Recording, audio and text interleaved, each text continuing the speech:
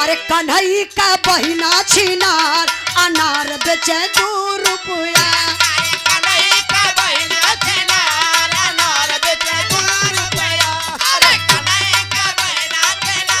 गोल आए गईल गोल आए गईल गोल आए गईल सार तिलक हरू के गोल आए गईल।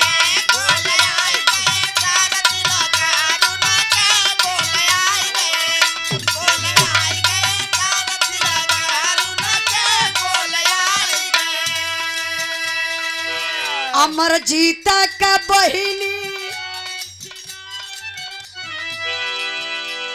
गोल आए गईल सार तिलक हरू के गोल आए गईल।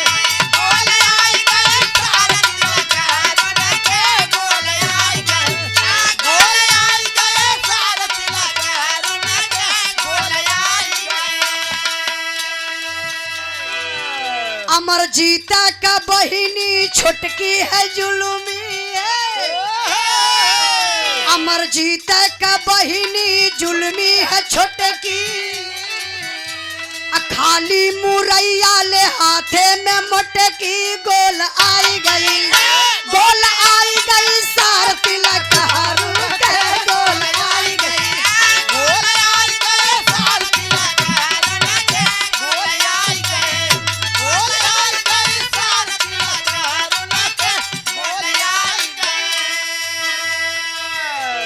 सभाजीत का बहिनी जीरा पछोरा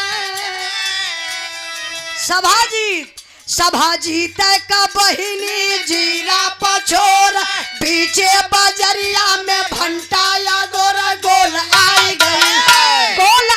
गई सार तिलक हरू के गोल आई गई।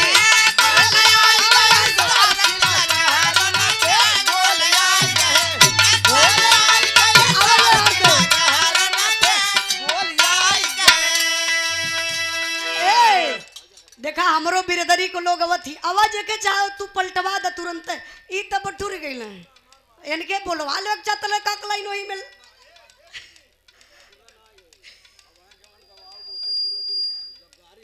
आहा त गाड़ी वो हम थोड़ी न करी आई है। अरे वो हम कैसे गरिया दिया वो हमार भाई हम भाई बहन हमान खूब गरियावल जी अपने में गरियावल ना कर जाई नहीं तो काम बिगड़ जाई। ए कैसे सभाजीत का बहिना जीरा पछोरा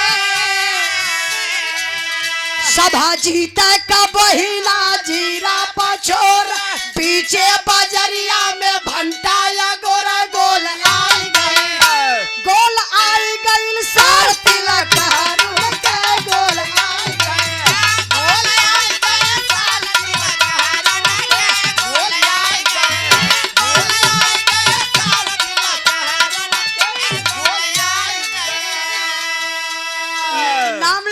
पिछी डोल गईल पीछे मड़ुआ में पिछी डोल गईल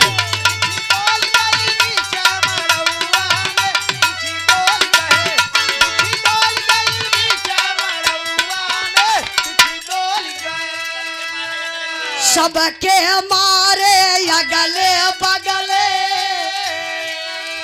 सबके मारे अगले बगले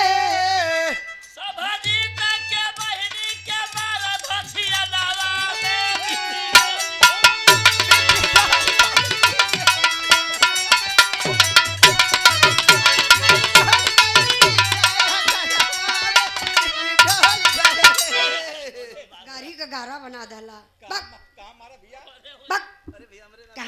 मारे पागल कहीं का। अरे हम जाऊँ दिखाती ओके सुना गारी तो गारी होले नहीं ई गारी ना हो नहीं गारी पर्दा में अच्छी लगे ना भैया ई पागल आदमी ए मास्टर साहब बिछी डोल गईल पीछे मड़ुआ में बिछी डोल गईल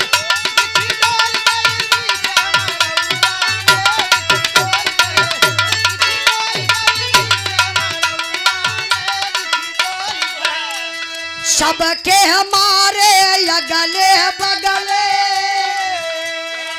सबके हमारे अगले बगले सभा जीता के बहिनी के गोड़ भथिया नवाले छिनोल गई।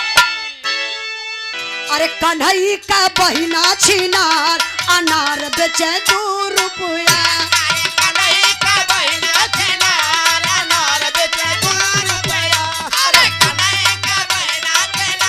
आवेला की ना बहिन बेचेला की ना बेचे आवेला की ना हाउ टोवेला की ना टोवे आवेला की ना खताई गई